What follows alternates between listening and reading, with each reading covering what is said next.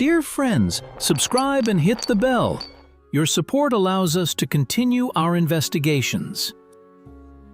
The testing ground near Moscow was enveloped in dampness and tense anticipation. It was 1940. A group of designers, holding their breath, watched the heavy figure of a man in a marshal's uniform who was turning the latest model of automatic weapon in his hands. It was Degtyarev's submachine gun, the predecessor of the legendary weapon of victory. The designers awaited approval, understanding that the impending war would require a density of fire that the good old rifle could not provide. The man with golden stars on his collar frowned, his face expressing not just skepticism, but outright disdain. He fastidiously tossed the sample onto the table and uttered a phrase that could have become an epitaph for thousands of soldiers in the first months of the coming confrontation. He called this weapon a tool for police and gangsters, unworthy of a real army, believing that it only devoured cartridges and deprived a soldier of aiming discipline. This man was Grigory Ivanovich Kulik, Marshal of the Soviet Union, head of the main artillery directorate. At that moment, no one present dared to object. The marshal's authority was indisputable, because behind him stood not just a career, but a personal friendship with the most important person in the state, which originated in the fiery years of the Civil War near Tsaritsyn. This episode at the testing ground was not an accident or a momentary lapse of reason. It was part of a grandiose systemic error embodied in one person, an error that cost the country incredibly dearly. The story of Grigory Kulik is not just a biography of a military leader. It is a drama of the clash of the old world with the new, a tragedy of a man who, possessing enormous power, used it to stop time. To understand the nature of this catastrophe, it is necessary to immerse oneself in the atmosphere of that time and understand how such a person ended up at the top of the military pyramid at all. The Soviet Union of the late 30s was a boiling cauldron of industrialization and preparation for an inevitable war. Old cadres who had gone through the school of cavalry attacks and tachankas still held key posts, while technology was making a quantum leap. Tanks were becoming faster, planes higher, and artillery more accurate. In this whirlwind of progress, Grigory Kulik looked like a monumental rock against which the waves of innovation crashed. His rise was due not so much to brilliant strategic insights as to absolute dog-like devotion, and belonging to the so-called Tsaritsyn group. This was a small circle of people who fought alongside Stalin during the defense of Tsaritsyn in 1918. For the leader, these people were a symbol of reliability. In a world where conspiracies lurked in every shadow, old comrades in arms seemed like an island of stability. Kulik was one of their own. He was understandable. He was rough, straightforward, loved simple solutions, and didn't bother his head with complex theoretical calculations, which intellectuals, like Tukhachevsky, loved so much. It was this simplicity that became his main weapon, and, at the same time, his curse. When he took over as head of artillery, he held the keys to the god of war. It depended on his signature which cannons would go into mass production and which would remain on the blueprints. The irony of fate was that the man responsible for technical re-equipment organically could not tolerate technology he could not understand. His thinking was stuck somewhere in the mid-20s. He sincerely believed that war was primarily about horses, bayonets, and proven calibers. Any complication of design aroused his suspicion of sabotage. But the problem was not only technical illiteracy. The problem was in his character. Kulik was a man of insatiable ambition, pompous and arrogant with subordinates, but fawning with superiors. He created a vacuum around himself where only those who knew how to agree survived. Talented designers offering revolutionary ideas ran up against the wall of his stubbornness. One of the most striking examples of his destructive activity was the story of artillery. On the eve of the war, designer Vasily Grabin developed the brilliant ZIS-3 gun. It was a weapon of the future, light, powerful, and technologically advanced in production. But Kulik categorically forbade its release. His reasoning was paradoxical and frightening in its incompetence. He claimed that the 76mm caliber was outdated and demanded either super-powerful howitzers that the industry could not yet master in the required volumes, or he refused the order altogether, citing that German tanks allegedly had armor too thick for existing guns to penetrate. This was a lie based on incorrect intelligence, but Kulik seized upon it to justify his inaction. As a result, when the Wehrmacht crossed the border in June 1941, the Red Army found itself with a deficit of precisely those anti-tank weapons that could have stopped the Blitzkrieg. Instead of mass production of proven weapons, Kulik instigated a muddle with calibers. He ordered the cessation of production of 45mm cannons, the main tank destroyers, claiming they were useless. In return, he offered nothing that could be put into production here and now. Factories stopped, equipment changed, precious time slipped away like sand through fingers.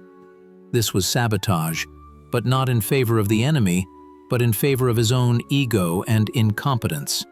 He wanted to be known as a reformer who would give the army a wonder weapon, but in reality, he was disarming it in the face of mortal danger. Even more dramatic was the situation with the T-34 and KV tanks. Kulik, as Deputy People's Commissar of Defense, also oversaw tank building.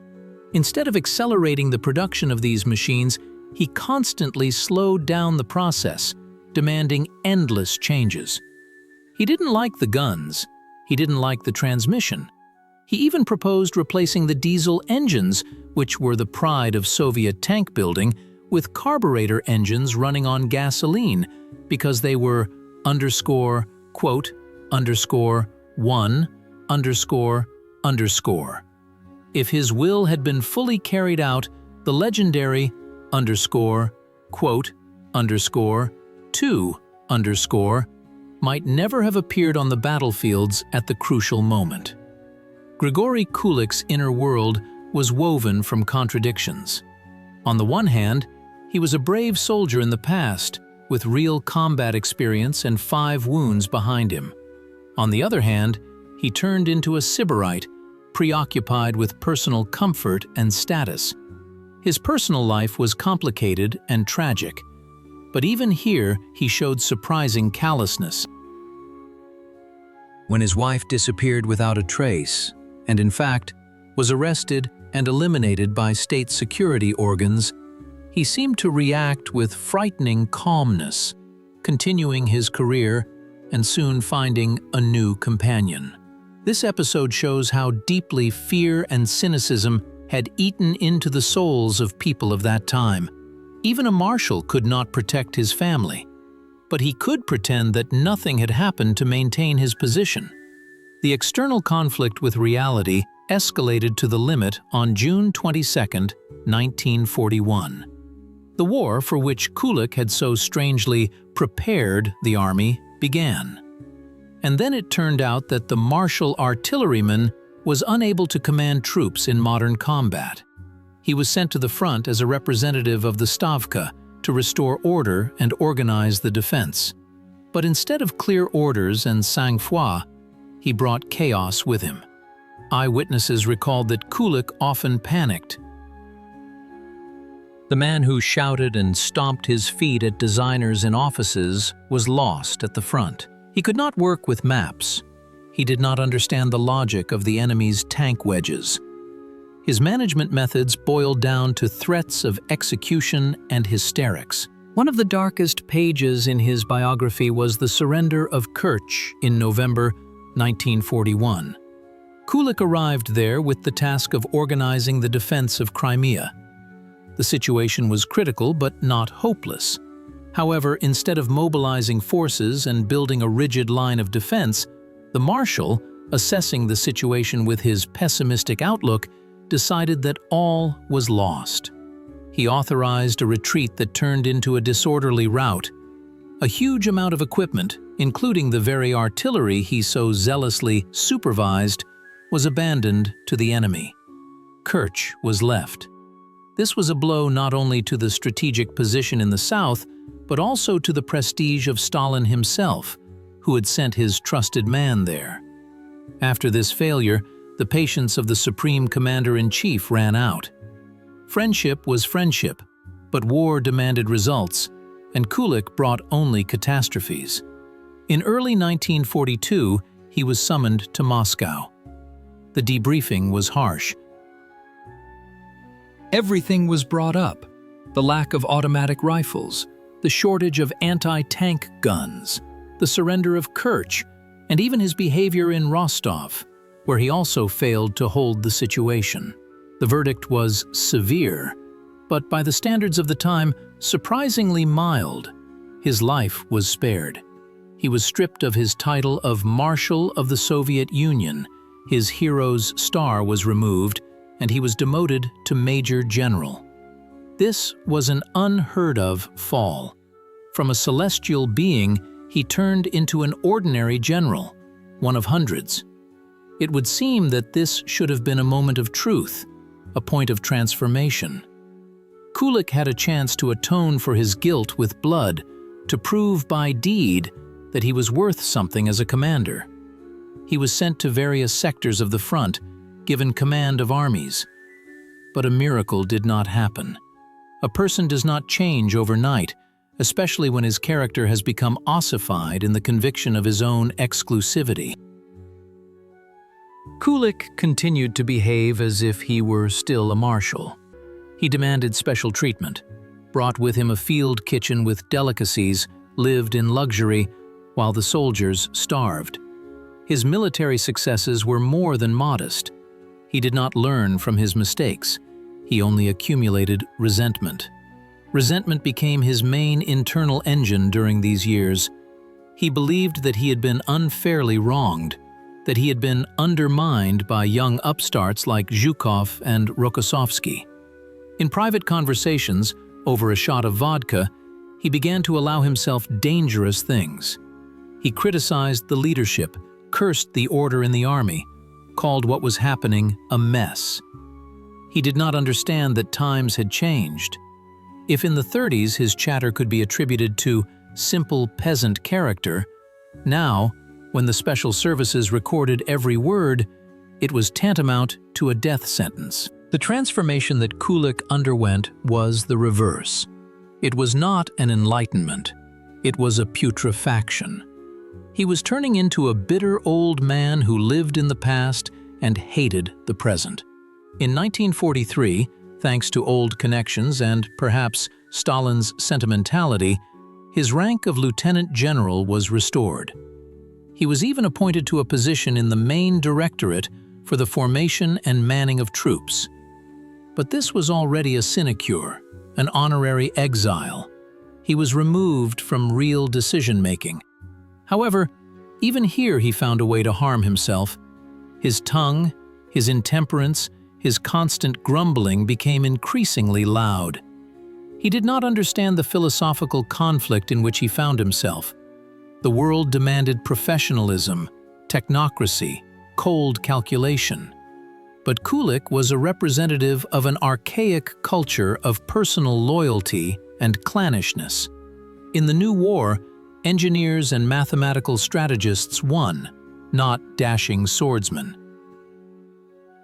Kulik was an anachronism, a living fossil who, by misunderstanding, occupied a place in the control room of a spaceship. His tragedy was that he sincerely believed he was right. He believed he was saving the army from harmful toys when he banned new cannons. He believed he was protecting people when he commanded a retreat. But his subjective truth clashed with objective reality, and this clash ground up thousands of lives. The culmination of his fall came after the victory. The war ended, the salutes died down, a new era began. It would seem that victors are not judged, and old sins can be forgotten. But the Stalinist system operated by other laws.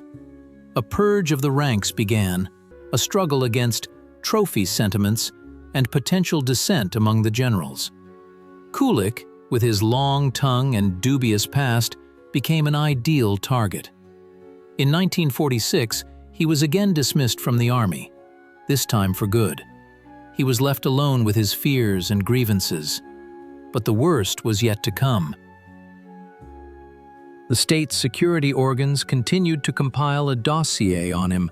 Listening devices in his apartment recorded long, drunken conversations with fellow servicemen, such as Gordov, who were also retired and aggrieved generals. In these conversations, Kulik did not mince words. He criticized the party, he criticized Stalin personally. He spoke of how the country had been brought to destitution, how the army had been ruined. This was kitchen opposition, powerless and pathetic, but for the system it represented a threat as a symptom.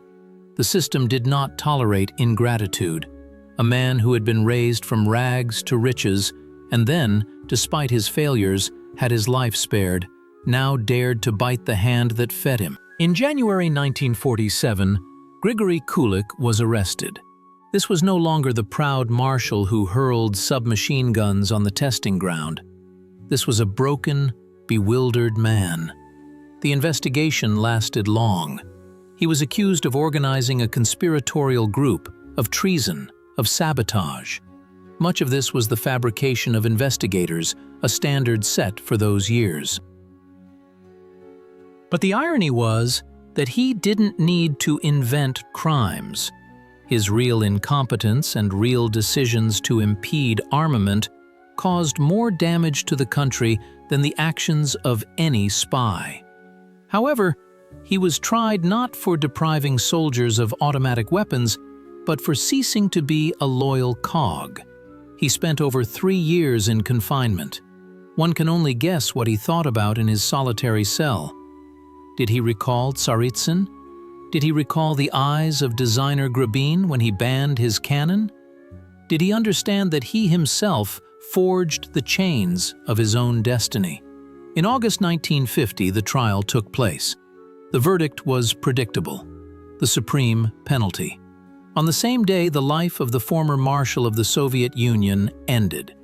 His name was erased from encyclopedias, his images retouched. He became, quote, zero. The resonance of this story reaches us across decades. Kulik's figure became a byword. Historians and military experts still debate the extent of his guilt. Was he the sole culprit for the army's unpreparedness for war? Of course not. He was a product of a system that prioritized loyalty over competence. The system itself spawned Kulik, encouraged him, gave him power, and when he became inconvenient and dangerous with his foolishness, it destroyed him. But this does not absolve him of personal responsibility.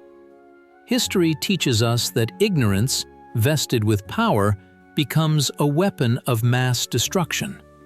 A refusal of progress, closed-mindedness to new ideas, the arrogance of a dilettante, these are sins for which not the leaders themselves pay, but those who are under their command. Millions of Soviet soldiers who met the enemy with bottles of incendiary mixture instead of anti-tank guns, with rifles instead of automatic weapons, became hostages to this man's decisions. Kulik's lesson is relevant even today. In any complex system, be it an army, a corporation, or a state, the impedance of innovation and the suppression of initiative for the sake of preserving calm and the customary order inevitably lead to catastrophe. Technological backwardness, artificially created by the will of one stubborn man, cannot be compensated by heroism.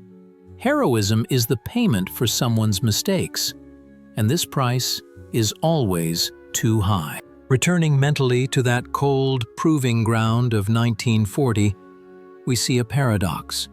The weapon that Kulik rejected, Shpaghin's submachine gun, PPSH, created based on Degtярev's ideas, still broke through.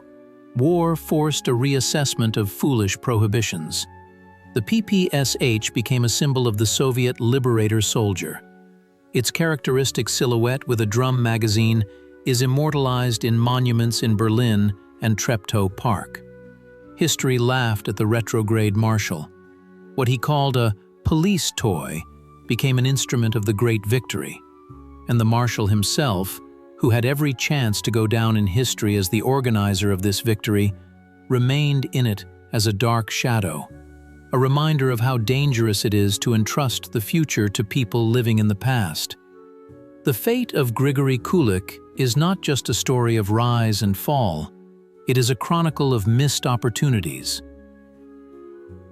Possessing a colossal resource of trust and power, he could have saved hundreds of thousands of lives if he had simply been able to listen to others and admit his mistakes.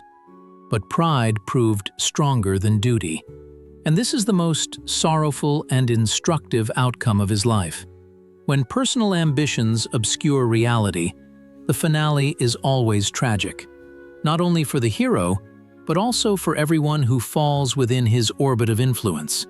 History put everything in its place, but the scars left by his decisions on the country's body healed for a very long time.